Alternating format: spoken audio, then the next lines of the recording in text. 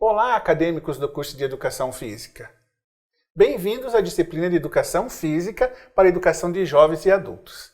Sou o professor Moacir e junto com as professoras Hermínia, Paulo Sérgio Ribeiro e Silvia Cristina, somos os responsáveis pela disciplina e pela elaboração do livro. Dividimos o conteúdo da disciplina em 3 eixos. O primeiro, o papel do professor de Educação Física escolar, organização do trabalho pedagógico e corpo humano e suas necessidades. A ideia é apresentar para vocês como foi organizada a educação de jovens e adultos, o EJA, em todo o sistema de educação do Brasil. Qual é o papel do professor de educação física, então o que o professor deve fazer no seu dia a dia, e como o professor de educação física deve organizar suas atividades pedagogicamente. E quais são as características dos adultos e idosos nessa faixa etária. Bom, o papel do professor de educação física na educação de jovens e adultos, ele tem algumas diferenciações. A ideia primeira é dominar os diferentes aspectos da profissão professor. Planejamento, elaboração de aulas, organização de atividades, como isso se desenvolve no dia a dia na sala de aula com os nossos alunos. Principalmente lembrando, nós vamos trabalhar com jovens acima de 15 anos e adultos nas suas mais diferentes idades. Eu trabalho numa escola onde eu tenho alunos de 15 anos a 92 anos e dou aula para eles do mesmo jeito. Um aspecto importante, dominar os conhecimentos relacionados à educação física. São os eixos que norteiam os conteúdos próprios da educação física. Ginástica, jogos, dança, lutas, brincadeiras, recreação e outras atividades que nós podemos propor para jovens e adultos como elementos de formação do conhecimento da área de educação física. Lembrando que nós queremos que você trabalhe com aspectos de informar o aluno. Quais são as técnicas, as metodologias, as ações necessárias. Demonstrar os exercícios, as atividades que vão ser desenvolvidas. Nossos alunos muitas vezes não tiveram acesso a essas atividades. Então eu, como professor, às vezes tenho que demonstrar determinados movimentos, gestos técnicos que são necessários à prática docente. E principalmente, corrigir os nossos alunos durante essas atividades. Lembrando que a correção ela passa por um aspecto que é reforçar a aprendizagem, fortalecer a aprendizagem dentro de conceitos que não coloquem em risco o corpo dos nossos alunos, e a capacidade física deles. E claro, discutir técnicas de motivação e movimentos e ações que são motivadoras para que o nosso aluno continue a participar dessa disciplina. Bom, na organização do trabalho pedagógico em educação física escolar para jovens e adultos, nós temos 3 sessões. Na primeira, a gente vai discutir a educação de jovens e adultos, como ela foi organizada, qual é a legislação que a orienta, quais são os elementos que baseiam as normas de funcionamento dos diferentes estabelecimentos de ensino, na sua estrutura federal, estadual e municipal.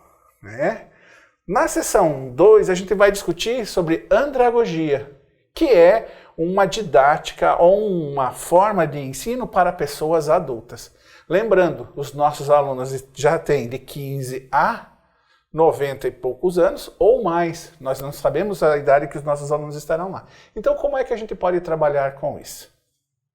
Na sessão 3, a gente vai discutir os documentos que norteiam o funcionamento. Então, como é que funciona a educação de jovens e adultos? Nós temos as aulas normais, a gente tem aulas que funcionam de maneira semestral, trimestral, quadrimestral. Existem provas que os alunos podem fazer, os famosos provões. Então, tudo isso a gente vai discutir com vocês durante o funcionamento dessa disciplina. É importante a gente lembrar que o ensino de jovens e adultos ele passa por diferentes discussões e diferentes elementos que apresentam as diferenças entre a educação que a gente está acostumado a fazer e a dar aula nas escolas regulares e as orientações específicas para esse nível de ensino para essa modalidade de ensino que é a educação de jovens e adultos. O uso de informações, principalmente uma discussão referente à andragogia. Alguns autores, como Cowles, eles indicam que a educação de jovens e adultos ela é bem diferente da educação para as crianças. A gente tem que lembrar que o primeiro ponto de diferença é que os nossos alunos têm uma história. O pessoal da educação de jovens e adultos, eles já tiveram, dentro de sala de aula, já tiveram na escola, mas uma grande maioria deles, como é mais adulto, eles já têm experiências no mundo do trabalho e no dia a dia. Então, tem uma visão um pouquinho diferenciada, né? Veja, o que diz Cowles em relação a isso? Que a diferença entre os adultos e as crianças é que os adultos necessitam saber o motivo pelo qual devem realizar certas aprendizagens. Eles não estão lá simplesmente esperando que a gente ensine. Como eles já têm um certo conhecimento da vida e do mundo, eles querem entender o que é aquele conhecimento, aquela informação que você vai passar, aquela aula que você vai dar, qual é o que isso vai trazer de enriquecimento para ele. Os alunos que trabalham, que estudam no EJA, aprendem melhor também através de atividades experimentais, onde eles vão ter experiências, onde eles vão realizar as atividades. Por isso que muitas vezes a gente deve utilizar metodologias diferenciadas, né? A ideia dos adultos em relação a determinados conhecimentos é entender esse conhecimento e poder aplicar no dia a dia na vida dele. Então, eles concebem a aprendizagem como uma resolução dos problemas do dia a dia. Ora, vejam lá, podemos dizer para os alunos assim, veja, por que é importante você fazer atividade física? Qual a relação da atividade física com a saúde? Qual a relação da alimentação, obesidade, saúde e atividade física? Então, vários elementos são importantes para que a gente possa fortalecer as atividades para os nossos alunos, né? Os alunos aprendem melhor quando o tópico possui valor imediato, ou seja, eles reconhecem que aquilo está ligado à vida dele, ao dia a dia. E precisamos sempre estar motivando esses alunos, porque a grande maioria vem estudar manhã, ou tarde, ou noite, dentro da possibilidade da disponibilidade do trabalho. Então são alunos são pessoas que desenvolvem outras atividades, as mulheres cuidam da casa, trabalham e depois no terceiro turno vão para a escola. Então a gente precisa ter um cuidado maior com essas atividades. Também, né, os autores falam sobre o ciclo andragógico de ensino, que se divide em estabelecer um clima que conduz à aprendizagem, ou seja, o relacionamento, a proximidade entre professor e aluno deve ser grande, porque com esta possibilidade ou proximidade, a gente consegue motivar melhor os nossos alunos. Criar mecanismos de planejamento mútuo, onde os alunos também possam se responsabilizar pela aprendizagem, onde eles possam se responsabilizar por parte do conhecimento, do material que vai ser usado nas aulas. Diagnosticar as necessidades de aprendizagem. Como os alunos já têm uma vida profissional, muitas vezes alguns conceitos e algumas informações que a gente passa na escola para os alunos no ensino regular, a gente está passando informação para pessoas que não têm experiência. Então, quando a gente trabalha com jovens e adultos, a gente tem que saber bem o que eles conhecem sobre determinados assuntos, as atividades avaliativas e diagnósticas sobre o conhecimento devem fazer parte das nossas aulas no dia a dia, né? Precisamos elaborar um plano de experiências de aprendizagem. Então, as nossas aulas devem ser muito ativas, né? O que a gente tem visto hoje com as metodologias ativas, aprendizagem baseada em problemas, aprendizagem baseada em projetos, desenvolver projetos com os alunos, sala de aula invertida, projetos, metodologia de peer instructions, onde os colegas vão ensinar os demais colegas que não estão conseguindo se apropriar do conhecimento, né? Avaliar os resultados da aprendizagem e rediagnosticar as necessidades que os nossos alunos têm para se apropriarem do conhecimento que nós estamos trabalhando. Também vamos ver nessas atividades, no nosso livro, no material que está à disposição de vocês, os documentos que regulamentam o funcionamento das escolas, dos estabelecimentos que trabalham com educação de jovens e adultos. A Diretriz Curricular Nacional, que é a proposta maior vinda do Conselho Nacional de Educação, e a adaptação ou a aproximação desse conteúdo, dessa diretriz nacional, com a diretriz estadual, que aqui no caso nós vamos discutir a proposta, a Diretriz Curricular Estadual de Educação de Jovens e Adultos do Estado do Paraná. O que é interessante a gente saber e ressaltar? Não é qualquer aluno que pode participar de educação de jovens e adultos. Primeiro, nós temos alunos para participar do ensino fundamental dos anos finais, que é do 6º ao 9º ano, os alunos têm que ter no mínimo 15 anos, tá? Para poder fazer, poder recuperar o conhecimento no ensino fundamental dos anos finais. Para o ensino médio, o aluno tem que ter 18 anos completos para poder cursar. Então, um aluno que fica brincando, um adolescente que está lá com 16 anos e já terminou todo o ensino fundamental 2, ele, para poder participar do ensino médio, vai ter que esperar os 18 anos completos. Tá? Com relação à necessidade do corpo humano, para jovens e adultos, a gente vai trabalhar com 3 sessões, com 3 unidades, que a gente vai discutir os determinantes de envelhecimento, quais são os aspectos, o que é envelhecimento, o declínio das capacidades funcionais com a idade e a sessão 3, a educação e reeducação motora. Vamos ver como é que isso vai acontecer, tá? Então, determinantes de envelhecimento.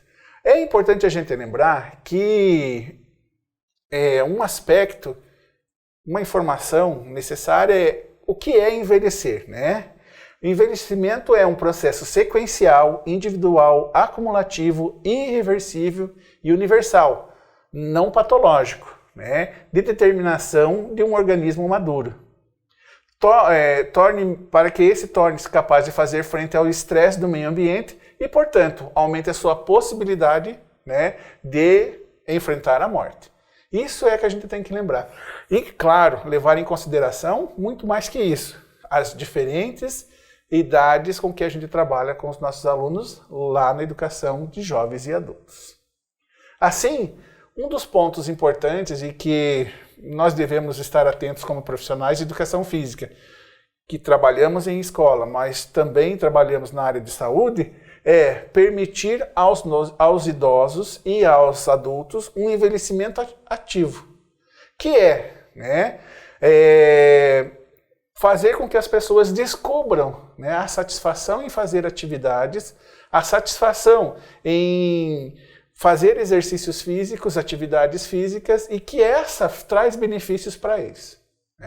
É importante lembrar o seguinte, que a atividade física, um idoso ativo, ele vai ter menos problemas com as doenças hipocinéticas, ou seja, doenças de pessoas que não se movem muito, e ele vai poder garantir, além de facilidade nas atividades do dia a dia, ainda pode contar com uma melhora nas capacidades das relações sociais e nas capacidades de convivência com outras pessoas.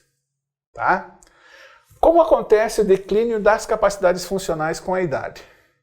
Wenger apresenta que a capacidade de realizar atividades de vida diária de forma independente, incluindo atividades de deslocamento, atividades de autocuidado, sono adequado e participação em atividades ocupacionais e recreativas, ou seja, a capacidade de manter as habilidades físicas e mentais necessárias a uma boa vida, incluindo um sono adequado.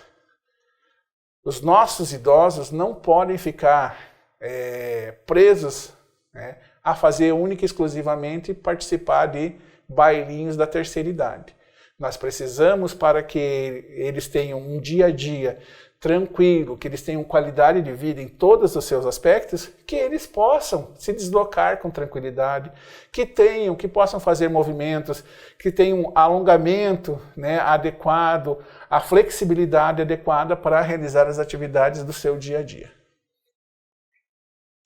Nós também trouxemos aqui alguns níveis da capacidade funcional que as pessoas devem, né, procurar desenvolver no seu dia a dia. Então, primeiro, nós temos um tipo de pessoa que a gente chama de fisicamente independente. São pessoas que não podem executar atividades básicas da vida diária, como vestir-se, tomar banho, comer, e que dependem de outros para suprir essas necessidades diárias. Então a gente tem algumas pessoas que, devido a acidentes vasculares cerebral, o AVC, o derrame, como é conhecido, né, elas ficam impedidas de fazer as atividades comuns que são adequadas a qualquer pessoa. Então é importante que a gente observe isto, né, e que a gente alerte os nossos alunos, porque muitas vezes eles não relacionam que pouca atividade física, uma alimentação não adequada, né, com excessos, às vezes, de gordura, ingestão de açúcar, ingestão de álcool, podem trazer prejuízos para eles. Um grupo que a gente tem que cuidar bastante, né, é as pessoas que são fisicamente frágeis, que são indivíduos que conseguem executar atividades básicas da vida diária, mas não todas as atividades instrumentais. O que são as básicas? Nós falamos anteriormente, vestir-se, tomar banho, comer. As atividades instrumentais são aquelas necessárias para a gente poder viver no dia a dia. Por exemplo, fazer a limpeza da casa, sair de casa e ir até um armazém, a um supermercado, a uma loja, a um banco, fazer as transações bancárias que, infelizmente, a gente tem que, né, realizar sempre, cumprir aquelas atividades que são necessárias para que a gente possa realizar as atividades que são próprias de todas as pessoas. Fisicamente independentes, podem realizar todas as atividades básicas e instrumentais da vida diária, mas são geralmente sedentários. Nós temos o caso das pessoas que conseguem fazer as suas atividades, vão ao banco, passeiam, conseguem ir ao médico sozinho, à farmácia, fazem as atividades corriqueiras de casa, mas não têm uma atividade física sistematizada. Ou seja, são pessoas que são sedentárias porque não realizam atividades de 150 minutos por semana. Então nós precisamos tornar essas pessoas ativas, né, e que elas possam fazer essas atividades, porque com o passar do tempo, né, a falta de atividade física vai dificultar com que levantem dos sofás, das camas, que fiquem com mais dificuldade para lavar roupa ou colocar a roupa na máquina de lavar, fazer a limpeza da casa, a alimentação, se abaixar para pegar algum objeto. E nós temos, né, no último, nós temos as pessoas que são os fisicamente ativos. São as pessoas que realizam exercícios regularmente e aparentam ser mais jovens que a sua idade cronológica. É importante lembrar, essas pessoas geralmente têm uma qualidade de vida melhor, uma saúde melhor, então ficam doentes menos vezes, se tem um resfriado ou uma gripe, elas sofrem menos, então é importante que a gente torne essas pessoas ativas, né? E por último, a gente ainda tem um grande grupo, principalmente com a evolução da qualidade de vida, nós temos atletas nessa faixa etária de adultos e idosos. São pessoas que têm ainda condição de participar de eventos competitivos, a gente vê muito aí corridas, maratonas, triatlon, natação. Tem pessoas, ex-atletas ou pessoas que começaram a ter uma prática de atividade física mais tardia, que gostam, né, se beneficiam dessa atividade e começam a desenvolver, né, a participar de competições e tornam-se atletas apesar, né, da sua idade. Quando a gente fala em educação e reeducação motora, cabe lembrar que as pessoas no seu dia a dia, né, elas têm vivências corporais. E essas vivências corporais fazem com que elas tenham atitudes. O que Lapierre, né, nos indica é que a reeducação motora tem como foco, em primeiro lugar, a respiração. A ventilação pulmonar é a característica comum, não somente a todas as deficiências de atitude, mas também as perturbações psicomotoras tendo em vista que a educação não pode ser guiada unicamente pela pesquisa de uma maior ampliação torácica voluntária e de um aumento da capacidade vital. Ela deve se fixar igualmente na pesquisa da facilidade de respiração, na liberação neuromotora do jogo costal e diafragmático, ou seja, da capacidade de encher o pulmão de ar, né, trabalhando a musculatura anterior e posterior do corpo. Tá? Outro sim pode estar perturbada por uma permeabilidade nasal insuficiente, ou seja, a gente fala brincando, né, que quando a gente vai ficando mais velho, algumas coisas crescem no nosso corpo. Os dois exemplos são o nariz, né, e as orelhas. Então, mesmo com o passar dos anos, né, elas ainda têm um desenvolvimento. E a respiração é importante, gente, porque através dela é que eu consigo reestruturar em certas situações, me controlar, né, para enfrentar problemas. Às vezes a gente vê aí as pessoas, a gente fala muito para as pessoas, olha, você está muito ansioso, respire fundo, calma. A respiração faz com que você possa pensar numa determinada situação e isso não vai trazer malefícios para você, muito pelo contrário. Traz um autocontrole, traz uma capacidade de organizar as ações que você vai desenvolver. Então, às vezes, num primeiro momento, você fica muito ansioso, não consegue pegar um determinado objeto ou fazer um determinado movimento, você precisa se controlar para oxigenar o seu cérebro para que as informações possam sair do sistema cerebral, correr pelo sistema nervoso e chegar até os músculos para fazer com que se executem as diferentes atividades propostas. Tá? Quais são as etapas da reeducação motora? Então, no plano neuromotor, um aprimoramento das percepções proprioceptivas e uma integração progressiva dessas percepções na regulação automática do tônus postural. Ou seja, a partir, né, desse domínio corporal nosso, fazer com que os movimentos possam acontecer de forma integrativa. A gente vai ver que os idosos eles vão chegando numa maior idade, né? E eles vão tendo dificuldade de realizar movimentos. Não é mais com aquela capacidade, com aquela positividade que eles vão esticar a mão para segurar um objeto. Às vezes, os olhos, né, já estão também... Você tem uma visão mais cansada e você tem dificuldade para segurar um objeto, manipular as coisas do dia a dia na sua casa. Então, o trabalho com a reeducação motora, ela faz com que você possa voltar a ter controle muscular, né, porque o sistema nervoso, o cérebro e o sistema muscular, eles trabalham junto para a execução das atividades. No motor, uma organização progressiva do esquema corporal e em seguida do esquema da atitude corporal. Então, quando as pessoas vão envelhecendo, o que a gente percebe?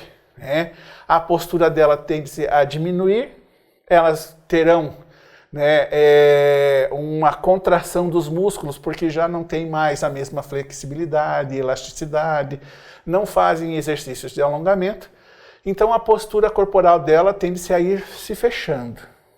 Tá? O que eu preciso fazer? Preciso dar informações para os meus alunos, dar atividades para os meus alunos que eles possam alongar a musculatura, fortalecer a musculatura, e isso vai melhorar a autoestima do idoso. Por quê? Porque vai fazer com que ele possa respirar melhor, que ele possa se movimentar melhor, aumentando a autoestima dele em relação à vida no seu dia a dia.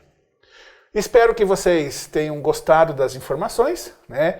Estamos com vocês durante esse semestre. Qualquer dúvida, acesse, né? Faça a sua pergunta, os questionamentos que forem necessários durante a disciplina pelo AVA. A gente vai estar lá e vai responder vocês. Muito obrigado e até um próximo encontro.